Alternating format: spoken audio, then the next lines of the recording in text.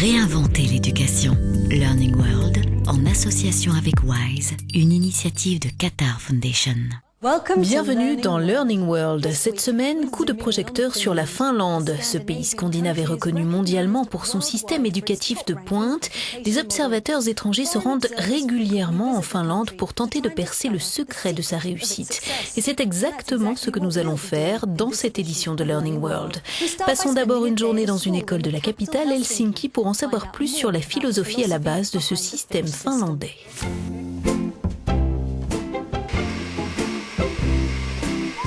Des vitamines et un peu d'exercice avant de commencer la journée. Aino, 11 ans, et Eva, 9 ans, partent à l'école dans la banlieue d'Helsinki. Chaussons enfilés et une tasse de thé à la main, les cours peuvent commencer avec Jenny, le professeur. Pas de maîtresse ou de madame, les enfants l'appellent par son prénom. Il faut dire qu'ils la connaissent bien, ils ont le même enseignant pendant 6 ans. De quoi les aider à se sentir un peu comme à la maison. J'enseigne dans cette classe depuis 4 ans et ça se passe vraiment bien. C'est très intéressant de les voir grandir et apprendre. Et pour moi, c'est la meilleure manière d'enseigner. C'est comme si j'étais leur seconde maman.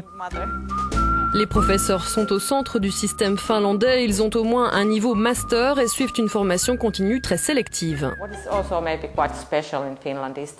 Ce qui est peut-être spécial aussi en Finlande, c'est que les enseignants sont assez autonomes dans ce qu'ils font. Ils peuvent choisir le matériel ou la pédagogie qu'ils veulent. Ils ont beaucoup de liberté dans leur travail.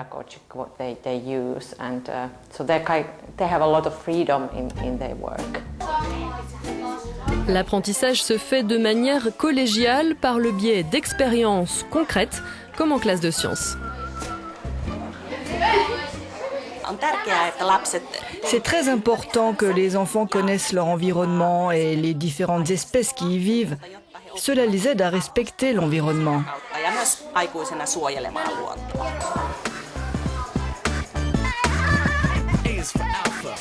Les élèves finlandais détiennent le record du nombre d'heures de classe le plus bas en Europe et pourtant ils obtiennent les meilleures notes.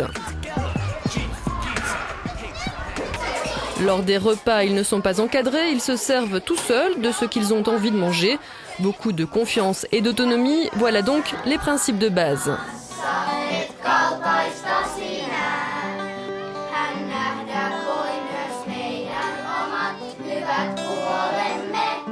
La musique, le sport et les arts tiennent également une place essentielle dans l'enseignement. Une partition éducative jouée à l'unisson dans tout le pays.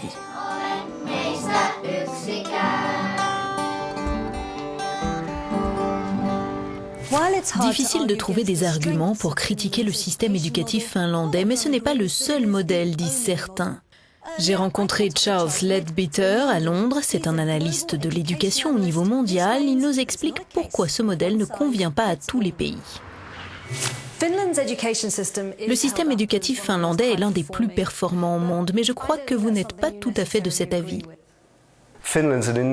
La Finlande est très impressionnante, mais il y a certains aspects, certains côtés de la société finlandaise qui ne peuvent pas être exploités. C'est à petite échelle, c'est très consensuel et homogène d'un point de vue culturel. Mais il ne faut pas se dire que c'est l'unique modèle à suivre. C'est un modèle très efficace dans la manière d'enseigner, d'apprendre et de concevoir l'école, mais ce n'est pas forcément le seul et parfois le meilleur modèle pour améliorer l'éducation.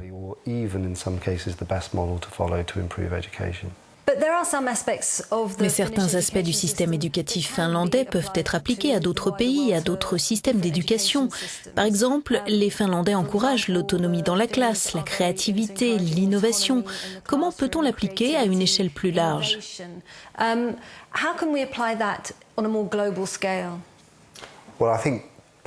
Certains aspects du système finlandais sont très intéressants et ce qu'il faut vraiment en retirer, c'est la manière d'enseigner.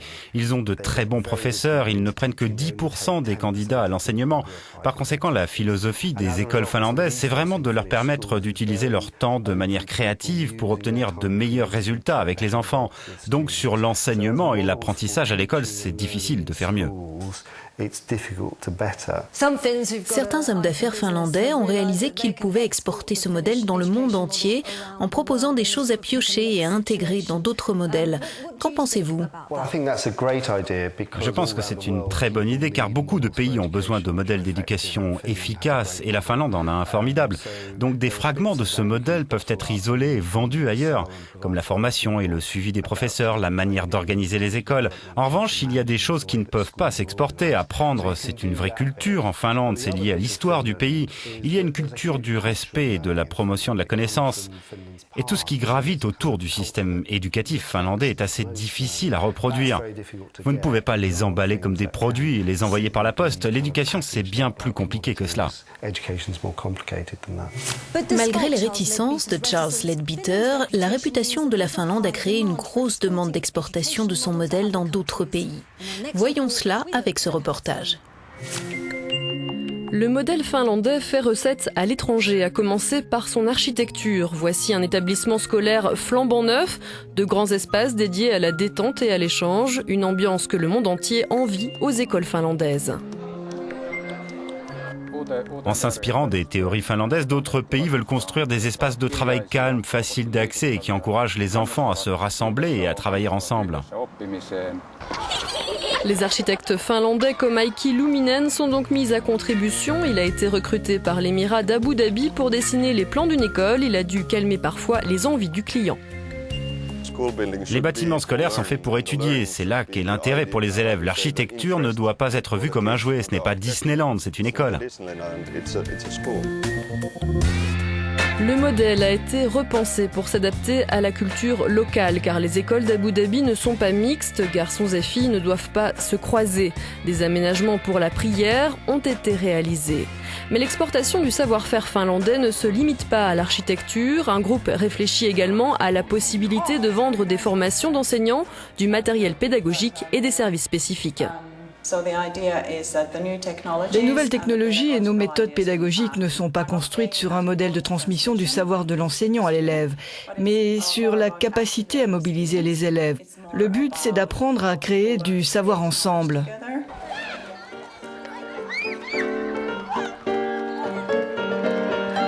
Un système éducatif qui se transforme donc en mine d'or à vendre à l'étranger.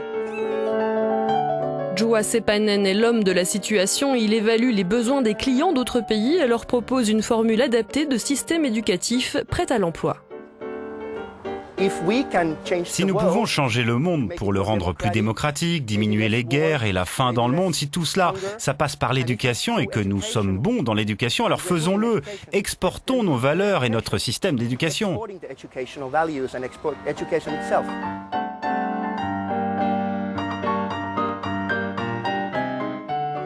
C'est tout pour aujourd'hui, mais nous revenons la semaine prochaine pour voir comment l'éducation permet de former les leaders de demain. En attendant, retrouvez tous nos reportages sur euronews.net/learningworld. À la semaine prochaine pour de nouvelles histoires dans Learning World.